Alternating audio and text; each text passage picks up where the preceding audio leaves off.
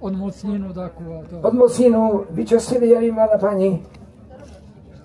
Sme v 4. ročníku 500, no? Čítať postupku, hej, a vy? Ešte sa vám chlapci nepáčili, či už páčili? Nám sa už páčili od prvej ten. No a teraz, aby sme to opäť ten humor naštartovali, a teraz vám poviem to, čo nikdy nekúpite. Čo nikdy nekúpite? Presne tak. Čiže pokoj, pohodu, pravdu, myšlienku nikdy nekúpite. Hej. Lebo ja po tých mojich priateľov chodím a každý vám povie, nerastie mi stromček, tak to prihnoj, tak to postriekaj, hej, takto, čo je zavlášť, čo je všetko v poriadku, ale nikdy v živote ak nepochopíte, ako stromčeky reagujú, čiže ako sa menia listové pučiky na kvetné, keď toto nepochopíte, tak nepochopíte nič, to vám poviem. Ako sa menia, vy to chápi, budete vedieť, ako sa menia listové pučiky na kvetné. Toto je veľmi dôležité. Listové pučiky môžete odpovedať aj vy. Kedy sa zmení, vy ste také tu najkrajšie teraz momentálne, lebo tie pekne odišli aj vy. Dobre. Ako sa premení tento list, to je jedno, či držím marhulu, či držím rýbezlu, či držím slivku, vy tam, no poď bratu, je to český predseda Slovenského zväzu záhradkárov, veľký priateľ, český predseda, pán Kozlík, zatleskajte mu, ja ho mám veľmi rád, ja viem, ja ho mám veľmi rád, tak jak všetkých priateľov Morava a Česi, tak počúvaj, teraz ja vyskúšam, ako sa, to bude vedieť nejaké, hej. Ako sa premení tento listový pučík na kvetný? Môžete mu nenašepkať. A to čo znamená? No? Ježišmária, to si urobil normálne, keby si zahodil penáltu, rozumieš, hej?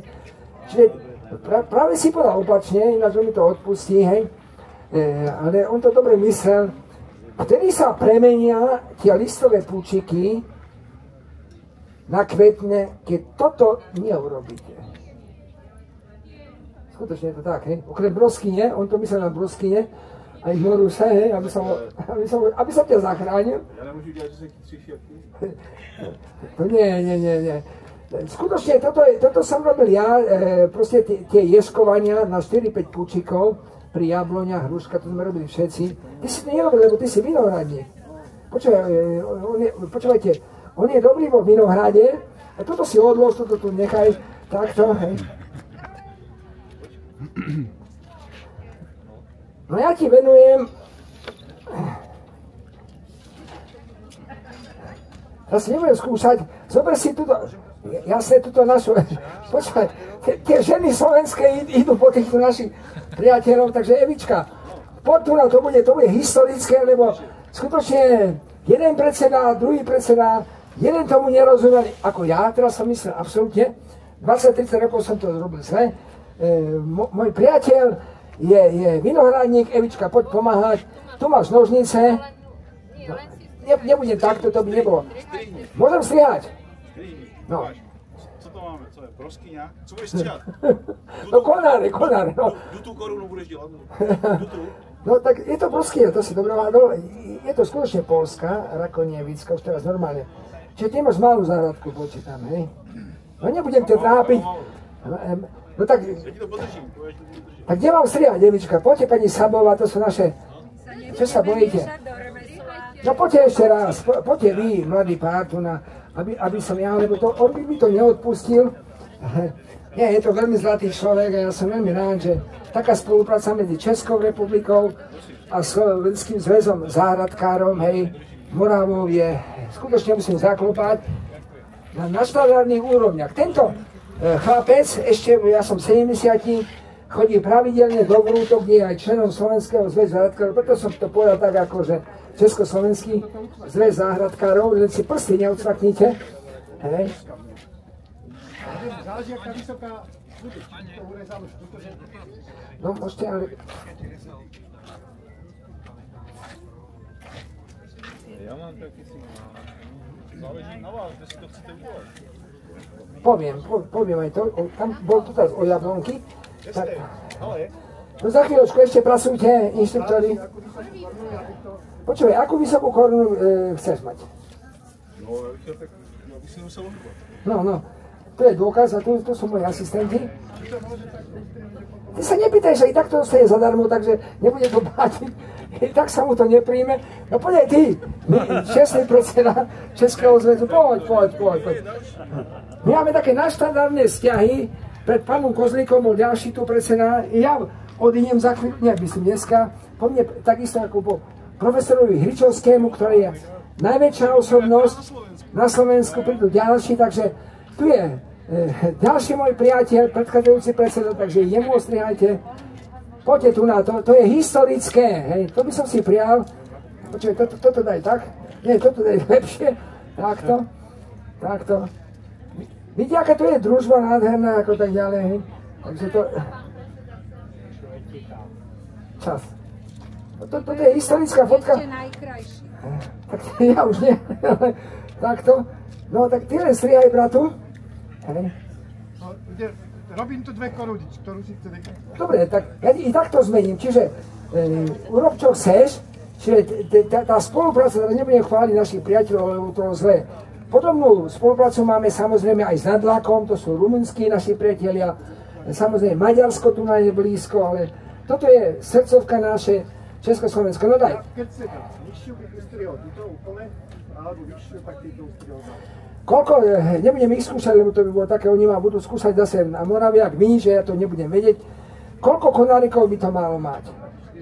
Ja hovorím, že buď je to nechať, alebo... Nie, trošku vyššie, lebo on sa nemôže zohýnať, to je jasné, hej, čiže... Áno, ináč si sa už niečo naučil, hej, tak to si sa naučil. A teraz, bratu, čo tu vidíš? Čo tu vidíš tu na? Ako to, ty pozeraj, je to stvrknuté, teraz si na to vedám. Nie, trošku je to stvrknuté. Ale nehovorím, že to je zlý stromček, ale tie letorasty sú stvrknuté. Čiže, bratu, ja ti urobím opäť to isté, urobím ti kolík, hej. Je to pán Kozlík, ale to sa rimuje kolík, kozlík, hej. Bratu, toto ešte to na tie skrátili, takže nech sa ti príjme. A ešte aj tebe.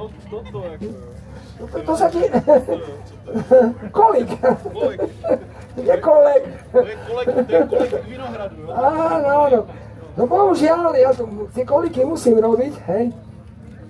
Mnohí moji, ináč poviem úprimne, mnohí kolegovia to nerobia, ani moji odborní, lebo sa toho boja, že nepredajú stromčeky, ale fakt, toto nemá turgor, to nemá turgor.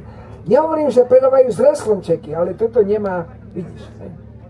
No. Nenacpeš do vody, rozumieš, v žiadnom prípade, lebo toto je už svrknuté, čiže opäť musím urobiť z toho kolík. No to je to nešťastie po celom Slovensku, hej, že ja takto trpím už 30 rokov, lebo najmenej 40 rokov chodím po tých výstavách a tieto tenké nemajú šancu v žiadnom prípade zakoriť. Takže i tebe, môj priateľu, urobím ten kolík, hej. Takže zatleskajte týmto mojim priateľom. Ty mi to vrátiš na Morave, keď budem tam alebo v Prahe. Nie toto, ale niečo iné. Takže teraz pokračujeme, ja neviem, ako režia, koľko máme času, lebo ja som tak nabudený. Koľko môžeme ešte rozprávať?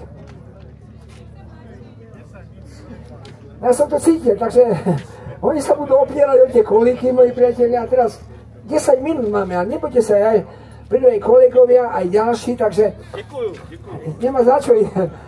To sú moji veľkí priatelia, a nie ako Česká republika, ale po tej ľudskej, morálnej stránke nikdy za tých 15 rokov, čo som predseda Slovenského zväzu záhradkárov s pánom Kozlíkom a predchádzajúcim predsedom, nikdy v živote, nikdy sme nemali nejaké nedorozumenia, práve opačne. No, a teraz tú podstatu. Niekedy za 10 minút dáte aj 3-4 bránky, hej. Toto, čo som mu dal otázku, k tomu od 4. roku, aby som nadviazal na tú myšlienku, nevedel som, že